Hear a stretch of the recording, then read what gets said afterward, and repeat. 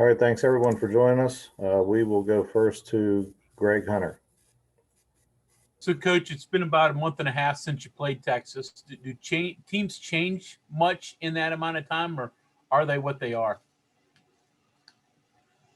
No, they're playing about the same way. I think Shaka's got seemingly a lot more confidence in his bench. He's playing his bench, I think, more than he did at that point in time, but I think we all are.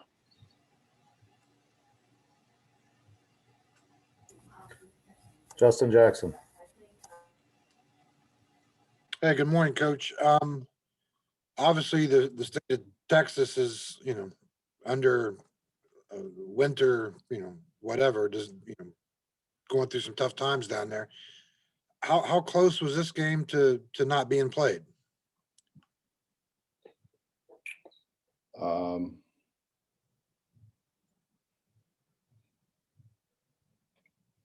I think we were planning on playing it the whole time. There's a lot of issues. You got situations with the plane. Obviously, you got situations with the hotels. You have in some cases, I think you have situations with the arenas. I mean, it's they've got I think pretty much statewide issues with power issues, Right. water, all kind of issues. So I think it's a situation where it's just kind of a wait and see situation. And then obviously, I mean, you guys are going to spend basically a week in the state, obviously with TCU and Baylor coming up. Any concerns at all being in Texas for that period of time at this time? Justin, there's a lot of concerns about a lot of things. I mean, Sure. We're taking guys out of class for a week. Right. We then have a conference tournament, which they're out of class, and we then have an NCAA tournament, which they're out of class. I think that's a concern, and certainly the weather is a concern. Travel is a concern. There's a lot of concerns.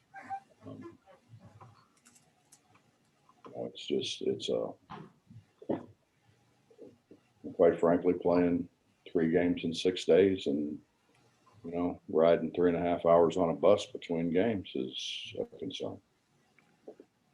This may end up being the road trip you never forget. Yeah.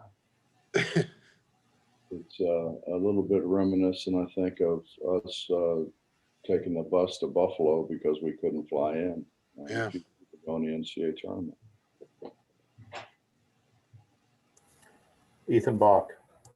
Coach, just thoughts on the 3-game road trip. Are you frustrated about it, or are you happy just to make up the Baylor game? Just what are your thoughts on it? Well, I mean, I think I can't remember the last time we played 3 games in 6 days that wasn't a pre conference situation. We did that. Well, we did that in South Dakota this year, but the difference is the other teams were doing the same thing.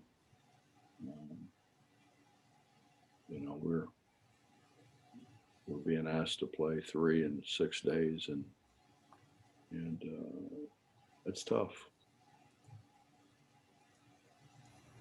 Coach, a question for Bob Ursul. This year, the 3-point shot has become a bigger part of your offense than it was supposed to be or normally is, although you've never overlooked it. How over the years has your view of the 3-point shot changed? You take about twice as many threes this year as you did in your first year at Cincinnati. I think personnel dictates a lot of that mess. You try to you try to use your personnel and what you you feel like is going to be their most successful chance of or best chance of being successful. And I think again, JB's been terrific. I mean, there's another guy who can stretch the floor. Gives Derek more room to operate in the post. We can surround the line with guys who can make shots. So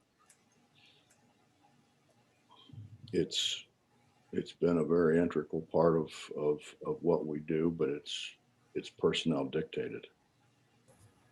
A follow-up to that, is the game a better, more action-oriented, more fun to watch game than when you got to Cincinnati? It's all in the eyes of the beholder. What do you like to see? If you like to see defense, it's probably not your style of choice. If you like to see high scoring games, then it's you probably enjoy it. Johnny and Tony.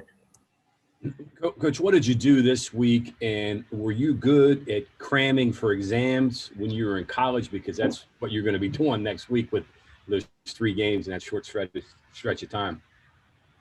Was I good at it? Yeah. I was magna cum laude good, John. So you crammed then. You didn't spread it out and study ahead of time, huh? No, I was just extremely smart. I got you. What did you do this week, and how are you going to get ready for all those games in such a short stretch of time? We can't. I think you take them one at a time. I think playing in South Dakota probably will help us, because that's what you do there. You play the game and then you go back to the hotel and you watch film and you try to break things down and figure out what we can do to be successful, what we can do to try to help keep them from being as successful, and you go play the game.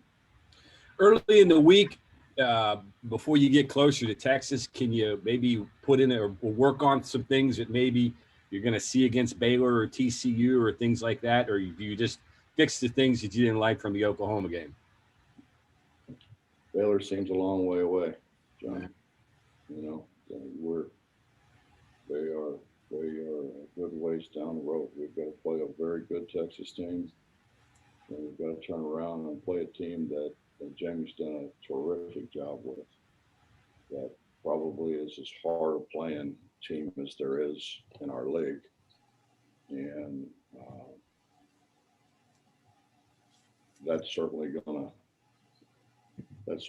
to be a tough game and take a lot out of us, and then get in the bus and drive to Waco and play the number 2 ranked team in the country. It's not ideal. You guys are the Globetrotters, place to place.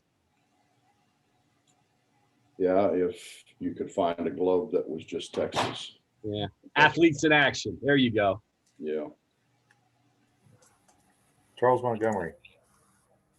Coach, you talked about it last week with changing or at least improving Derek Culver's free throw shooting. Would you please possibly go into detail on what you do? Because you talked about your expertise level at the free throw line. Could you talk about something that you focus on, especially with Derek, and how to change his shot and improve it? Alignment.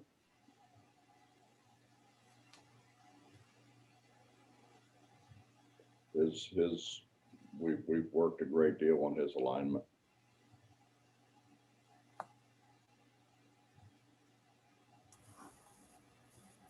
Kevin Kinder.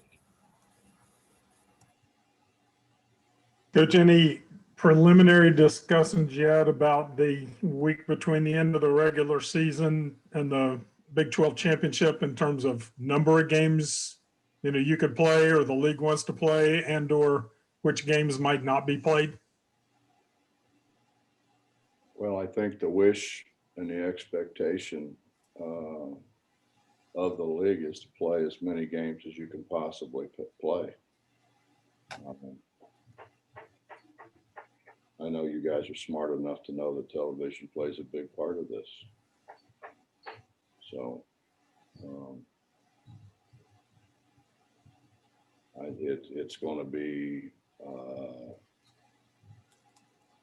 to either a large or at least a good bit dictated by what television dictates. It's not in anybody's best interest to play 3 games in 6 days, guys. I mean, come on. Particularly, you're playing different styles. You're playing on their home court. It's a lot of things, but we're the only ones doing it. So, but it's not ideal getting back at 5 in.the morning from Lubbock either. But we have to do that and move on. So we have a lot of things that other people don't have to endure. Back to Greg. So, Bob, are coaches asked their opinion when the league starts scheduling these makeup days, or are you just given marching orders and told go do this? Well, you would think so, but not very much. No, very much after the fact. But it comes down to how do you get the games in? And if you think about it. Think about who would ever thought the weather in Texas would end up being what it is. And it complicates a lot of things. Complicates travel.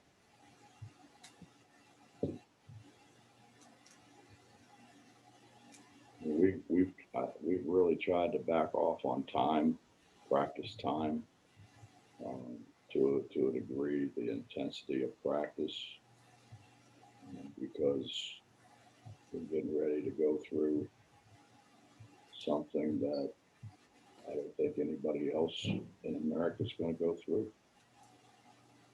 Nobody else is going to play 3 games in 6 days and bus in between. That may happen early in the year when the smaller schools are trying to make their budget, but not this time of year. Not playing this caliber of people night in and night out. Back to Justin. Coach, not having the weekday game this week, how much has that helped Taz, just kind of, getting back on his feet, and, and where is Taz right now as far as, availability and health? He was very good yesterday. Okay. Is he back to where he was, you think, or? He's shooting the ball pretty well. Okay.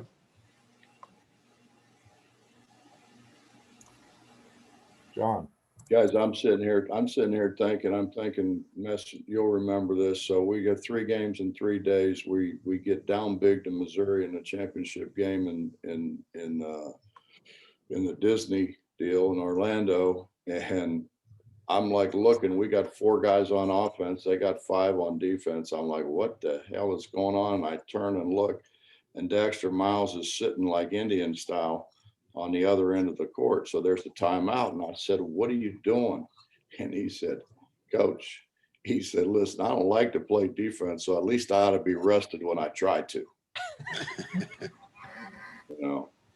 So yeah, I mean, have we done 3 in 3 days? Yeah, but it's hard, man. It's hard on those guys. And then we came back and they said, Coach, we're not going to practice for a couple of days, right? And I said, no, we don't need to practice for a couple of days. Get rested up. Coach, along those lines, do you think people outside the league, maybe the committee, people that evaluate basketball, appreciate the unique circumstances that you guys go through each year? Absolutely not. Okay. The people who appreciate it, I bet you I've had far more than half of the coaches in the league say to me, now, you're never going to be able to win the league, right? With that schedule that you guys play, there is no way that you guys are going to be able to have enough, energy, be bouncy enough to to win this league, because it's a hard league. I mean, you look at the scores in the league, it's a hard league. We don't have off nights. Anything else for Coach? Coach, I think that's it. Thanks for joining us. Thanks everyone to call in. Thanks, guys.